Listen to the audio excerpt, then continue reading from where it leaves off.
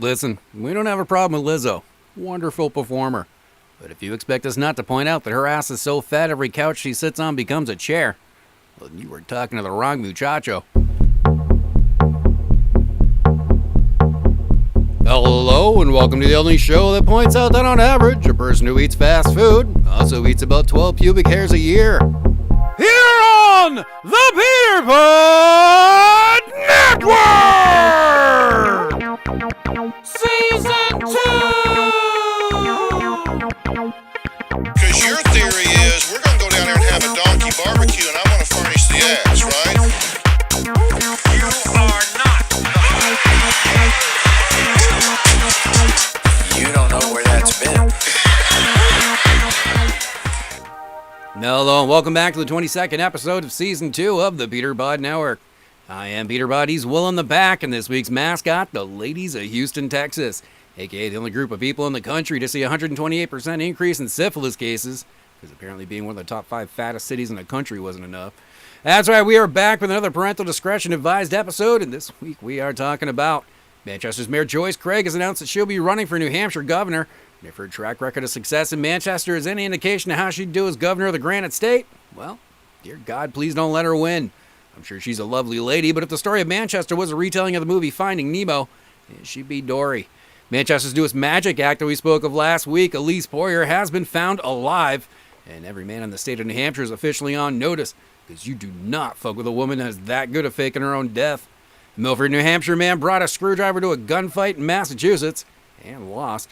Convicted child predator Larry Nassar found out the meaning of irony, as this time he was the victim of someone sticking something in him. Britney Spears is releasing a new memoir, and we feel that every joke we could possibly come up with about her thoughts would just be a little too easy. And Mark Zuckerberg's new app Threads has allegedly doxed an internet sex worker. But of course everyone who isn't a sex worker just calls them whores. All this and a bit more on the Peter Pod Network. And this week's email comes to us from Brian in Somersworth. Brian asks us, are there any new Drunken Advantage Mall liquor commercials coming? Haven't heard any new ones for a month. Well, Brian, thanks for writing in. Gotta tell you, though, it's been a hell of a lot longer than a month. Something tells us you might be a fan of malt liquor commercials for all the wrong reasons, just judging by your spelling. And you misspell the word new. Well, to answer your question, there may be more coming, but we doubt it. Currently, we're working on something new, or as you put in your email, nah. And with any luck, we will have that out to you soon. If you want to send in your questions or whatever the fuck is on your mind, you can also email us at thepeterpodnetwork@gmail.com. Let us know what you liked and what you didn't. We'll be honest when you let us know what worked and what didn't. It really does help us shape the show. And as always, when you write into thepeterpodnetwork@gmail.com, remember the THE. You ain't speaking to me. Also remember to like, subscribe, and follow whatever platform you're listening to us on, and find us on all the major socials. And for the working crowd, you can also find us on Amazon Music, Samsung Podcast, Spotify, YouTube, and more. And don't forget about the archives at peterpodnetwork.com, home to all the episodes, even the incredibly shitty early ones that can't be found anywhere else. You can also find all the songs and bits that never made it onto the show. That's peterpodnetwork.com, the home of New Hampshire's favorite shitty little show. So before we get really started with the show, we personally just want to point out this last news week has been a fucking busy one. So much so that Will and I were getting a little pissy with each other over what to include in this week's episode. He wanted to cover the white trash murder in a Walmart parking lot in Somersworth. And before anyone asks, yeah, we checked and made sure that Brian from Somersworth, whose email I just read, is not the same Brian Roberts that killed a 79-year-old man in that incident. Though again, I will be honest, I was kind of hoping it was. That would have been fucking awesome. And I wanted to include a story about someone mailing a human finger to the president of France that we found on the Evening Standard. They found the guy who sent it, who's still alive, by the way, but they have no fucking clue why he'd do it. But in the report, it said that the cops kept the finger in their lunchroom refrigerator until it could be examined. So the next time you think Cheryl's a bitch for cooking fish in the microwave, just remember it could have been a lot worse. Okay, now I think we are sufficiently ready to get knee-deep into this thing. So let's get started the only way we know how with... What are the words to the song? I don't know, but I'll carry on. Because I've got something to say. And here comes the rant of the week. Yeah, so Rant is back, and this week we're going to rant the fuck out of this shit. When we're going through the news stories every week, Will, Katie, and I like to set aside things for later. Ones we can't cover that week, but are just too messed up not to save. Well, we have an alien pile, and there's a Karen pile, but the one that's so overflowing with content is the pile of stories that describe the busted-in-the-brain things that kids do. So hold on, because in this edition of The Rant, we're talking about criminal kids and parents who need to understand that a good whooping goes a long way. Our first example this week is from Montgomery, Alabama, because God likes to put a cherry on top sometimes. The only witness is a man named Snake Knapp, who told police how he watched an 8-year-old boy carjack a random adult at gunpoint at 11 in the morning, and off he went. During the ride, the 8-year-old, who, let's face it, has bigger balls than anybody in this office, drove around town and even picked up 2 adult passengers at one point, because carpooling is always important, and then he crashed into parked cars while leading police on a chase through Montgomery. Now, we've all done some stupid shit when we were kids, don't lie. My shit involved shoplifting G.I. Joes, not full-on Grand Theft Auto. And seriously, who the fuck did he pick up? And can we ask them some questions? I bet they got a story we'd all love to fucking hear. Next up is the precocious case of a West Virginia 7-year-old who had to be charged with first-degree arson after intentionally setting his own house on fire with his parents sleeping inside. I know we're not supposed to beat our kids, but what the actual fuck? I'm pretty sure that's a kid you smack the shit out of before he tries to murder you, not after. Current data says that almost 300,000 kids under 13 were arrested in a 5-year period from 2013 to 2018. Fuck after-school programs where you go to the park and talk about your feelings. What we really need is a program called Shut the Fuck Up and Sit the Fuck Down Before You Taste the Backside of My Goddamn Hand. We had something very similar when I was a kid. We called them bullies, and they worked. It's a simple program where someone walks around your school and reminds you to act right, or else you'll be having a special meeting in the school parking lot after the bell rings. In that meeting, you may or may not have to pick up your teeth. And I promise you learn to fix your shit really fucking quick. Maybe then we wouldn't have stories like the one out of Houston, Texas, where an 11-year-old allegedly sexually assaulted a 6-year-old in the back of a fucking school bus. See, if we didn't start these retarded campaigns against bullying, then maybe these little perverts wouldn't be diddling each other in the back of the bus because they'd be too worried about the big kid coming over, punching him in the face and calling him a fag. And hell, if nothing else, maybe if we do bring back bullying, then when we hear about yet another school shooting, we'll at least know why. Unlike what happened in Virginia this year, where we have no fucking clue as to why a 6-year-old brought a gun to school and shot his teacher, with what turned out to be an illegally purchased weapon that his mother allegedly left lying around the house. Mother of the year right there. It's not to say that we don't have motives in some of these cases, like the 12-year-old who dressed up all in black like some kind of goddamn ninja, who snuck into the home of a professional boxer in Uvalde, Texas, because there's apparently something in the water there, and shot the boxer before making his escape into the night. Some people calling it a robbery gone bad, but every detail in every article about this little bastard describes what looks to be an assassination. So I'll ask the parenting groups out there, can his parents beat him now? Hell, if I've ever heard of anybody that needs a good date with a switch, it'd be the 13-year-old Florida boy who's looking at life in prison for beating his 2-year-old brother to death and molesting his older brother who's 5. Everyone is so afraid of this little billboard for Trojan condoms that they're even charging him as an adult. And speaking of the scariest of the scary little kids, the story of the 13-year-old Coldwater, Mississippi boy who set another child on fire and is now looking at capital murder charges doesn't make you lock your kids in their bedroom at night and sleep with one eye open, which we recommend, by the way, because you may think your kid is amazing and perfect and would never get in trouble like that. Well, let me tell you, nowhere in the articles of 6-year-old shooting people that we read did anyone say, yeah, we saw that coming.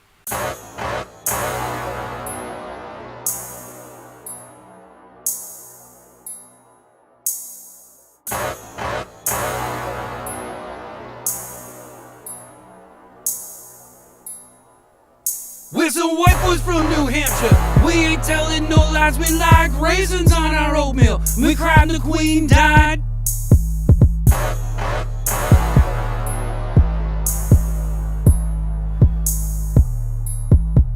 We make it rain on these bitches with our tech support.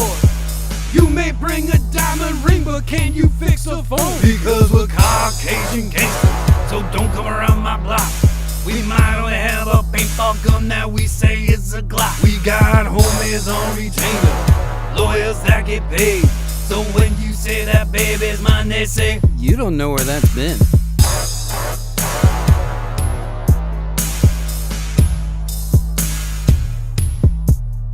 We know this song sucks. It's pretty shitty, we must admit. We didn't write this far. We kinda got drunk instead.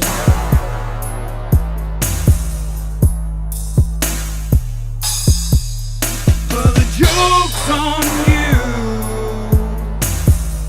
because we got to listen anyway.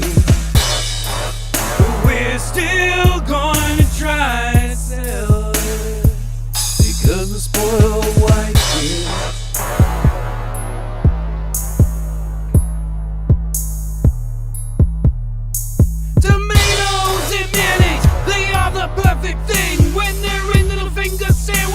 it makes my tummy sick. Now don't be hitting up my celly. Just got a new plan. It doesn't include any of you, just my Magic the Gathering clan. Now beat your shit like Donkey Kong. Beat you down on your front lawn. Then we're gonna steal your bike and still get home for the street lights.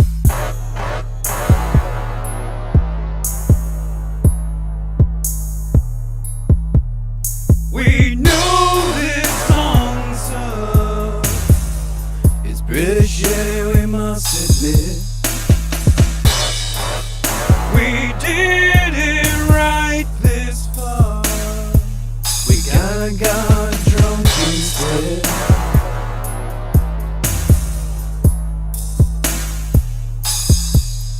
But the joke's on you, because we gotta listen anyway. But we're still going to try to sell it, because we're spoiled white kids.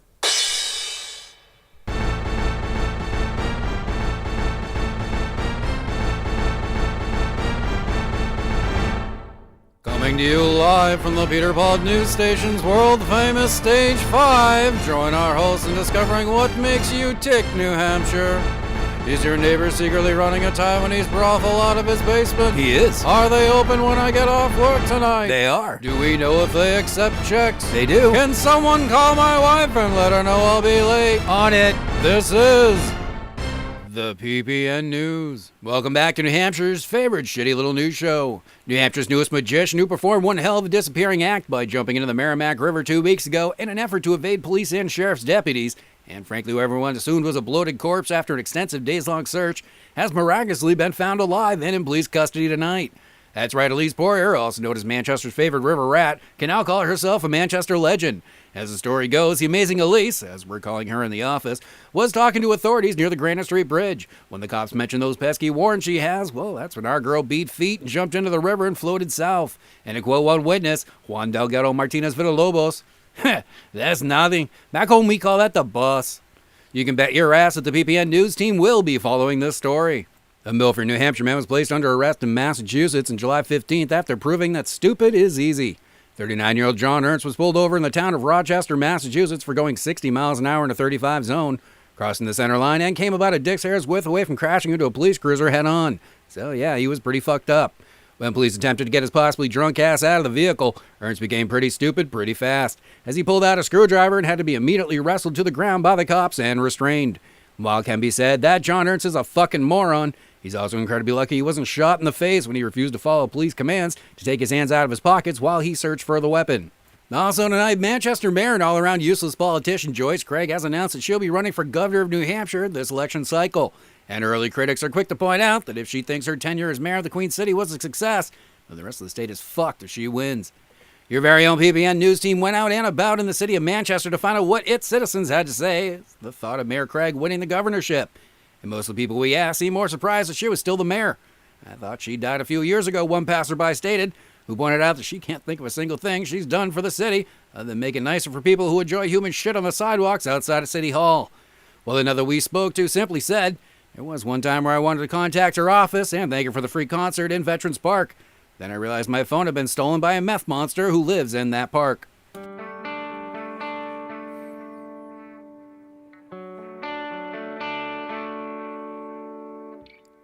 Hi everybody, it's me again, Jeff McConaughey, and I'd like to speak to you directly from the crack den I slept in last night after going on my weekly bender. What I'd like to speak to you about today is Drunken Advantage malt liquor. On those days when the boss wants you to work a 16-hour shift at your local Subway restaurant, but you know that there's no way your body will let you go more than 8 hours without a drink before it shuts down completely, then what you need is the Drunken Advantage. Now, we talk a lot about the Drunken Advantage, and I think I want to make sure you know exactly what that means. For when the kids did Easter that morning, but you forgot to hide the eggs, so those little bastards keep looking until sundown. For when the wife tells you that that was the only thing you had to do. For when you decide that they can all go fuck themselves. You drive past the power lines with a cheap trick named Darla and a 30 rack of our finest and not fit for human consumption malt liquor. Well, You know what you have right there, my friend. That is the Drunken Advantage. Here at Drunken Advantage Malt Liquor, we take pride in the fact that we know that most of you don't want to go to work. Heck, most of you don't want to go home. But when you bring along a big old reused bottle of windshield wiper fluid that was cleaned out with a hose out back, filled with our secret family recipe adult beverage that we aren't supposed to call a beverage anymore, that utilizes all the parts of the alley cat and occasional possum from under the garage, well, you know that you're either about to have the time of your life or be escorted off the property by the police. But either way, that is the Drunken Advantage. When the world could be burning down, but you just don't give a fuck, that is the Drunken Advantage. When Walmart finally decides that it's had enough of the drunken fight club you started in the electronics department, that is the Drunken Advantage. When the Karens of the world keep their little traps shut because they know full well you will hit a bitch, that is the motherfucking Drunken Advantage. Drunken Advantage Malt Liquor. Because St. Patrick's Day can go on for as long as you want.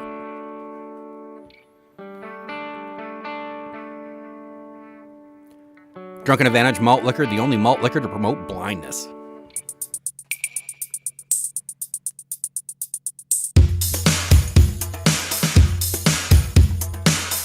Listen to stories from around the world. Sit back and relax with your girl. Try not to laugh until it hurts. Welcome to another edition of our world. Welcome back to another edition of our world. Our little way of saying, you're a giant piece of shit. But aren't we all? Insta-Whores Beware is the new app that Mark Zuckerberg is using to compete against Twitter. He's already showing those issues we talked about last episode. An unnamed sex worker, better known as an internet whore to everybody whose job doesn't make their parents terrified of the words, "Hey, isn't that your daughter?"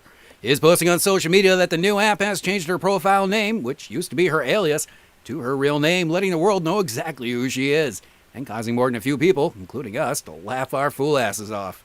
In our research for this story, we did come across a little fact and a shocking statistic that roughly 1 out of every 9 posts on Twitter involve some sort of not safe for work content. Looks like you win again, Elon Musk. Then other news, Britney Spears has announced that she'll be releasing a new book of her memoirs. And the thought of that bleached moonbat sharing her inner demons and ideas to the world has comedians everywhere getting ready for some of the best material of their careers. And before any of you out there fill our inbox with emails about how she just needs to be left alone, please keep in mind this is the same dumpster fire of a human being who a judge decided was a worse person than Kevin Federline when they gave him full custody of their kids. Most people who actually care about the upcoming book are curious as to what it will contain, whether it be tips on how to shave your head and ruin your career in one spectacular night, maybe a tutorial on how to completely fuck up the lives of 2 small children, or better yet, maybe there'll be lessons on how to end up on so many medications that a court forces you to pay your father to run your life because you fucked it up so bad that they're worried you won't remember to wipe your own ass. Either way, though, an early warning is coming out about the publication, that being a very stupid person is writing a book, so don't be upset when it's a very stupid book. And over in the sports world, Toronto Blue Jays first baseman Vladimir Guerrero just got to do what every parent in the entire fucking country wishes they could. He knocked a kid unconscious. The best part is it was totally legal. During last week's home run derby, the all-star power-hitting ball player was swinging for the fences in the early part of the tournament to crown baseball's best home run hitter. After taking a hell of a chop at a ball out over the plate, he must have been disappointed that the ball didn't leave the yard. But if he's anything like us, he was laughing his ass off as the ball left his bat at a staggering 115.8 miles per hour and collided directly in the face of a kid shagging balls in the outfield. Immediately knocked the kid out while onlookers stood around shocked. And from all appearances, this pleased the baseball gods as Guerrero went on to win the tournament. And thankfully, this kid's parents have a video that they can show the Child Protective Services when this kid goes back to school Monday and reports them for child abuse. Former U.S. Olympic doctor and convicted child predator Larry Nassar has reportedly been stabbed as many as 10 times in a Florida federal prison this week. We can't think of anyone more deserving. Currently serving a 60-year prison sentence for child porn charges and another 175 years on top of that for sexual abuse charges from some 150 women.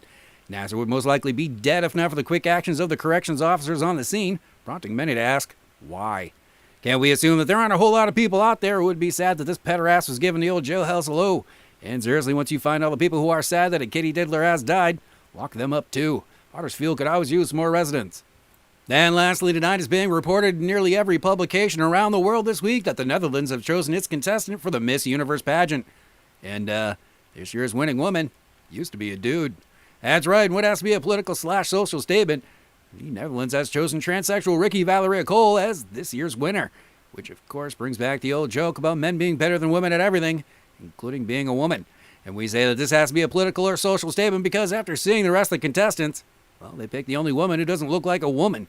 And we know people are going to say this is mean. Seriously, Google the winner, Ricky Valeria Cole, wearing the crown on the night she won. And then Google former Saturday Night Live performer Bill Hader. I swear to God they're the same person. And it is really fucking creepy.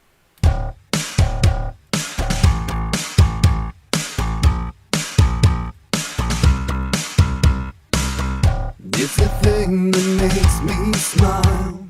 Here is my soul for 1,000,000 miles. The only thing that makes the end of the day not worth it. It's my reward when I've been good, and it's my reward when I deal with you. The only thing that makes the end of the day not worth it. Daddy's home. Bring me my bourbon and go away. Daddy's home. You better stay at your sister's, 'cause I'm coming to bed loaded.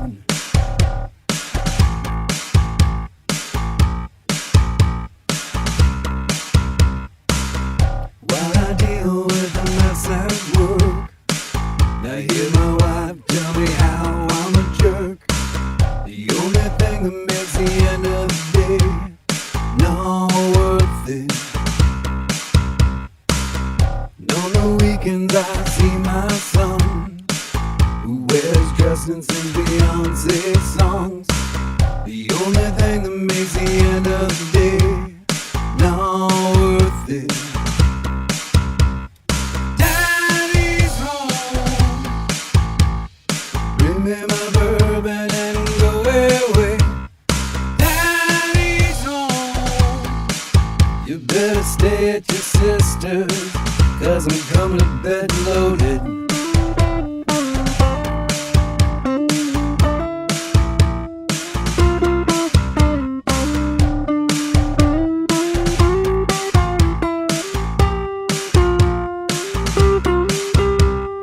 Daddy's home.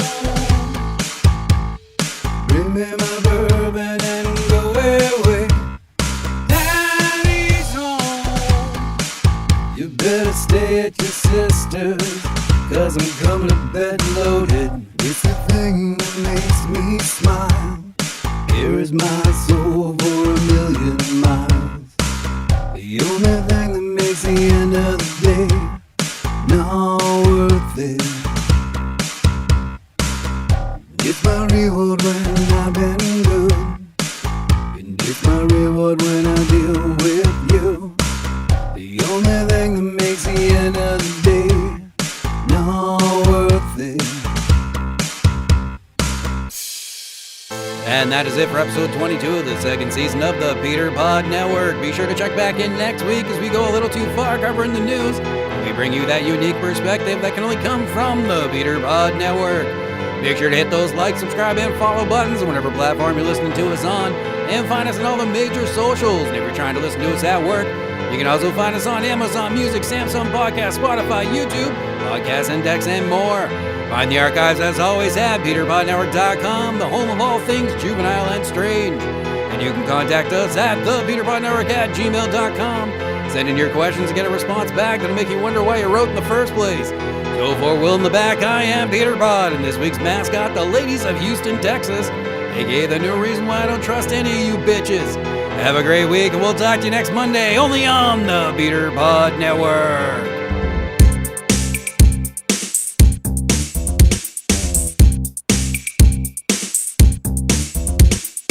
Here we are with what you want, even if you don't.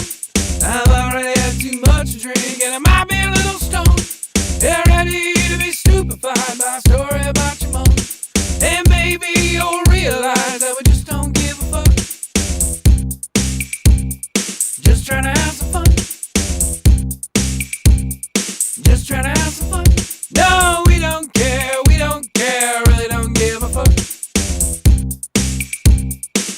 trying to have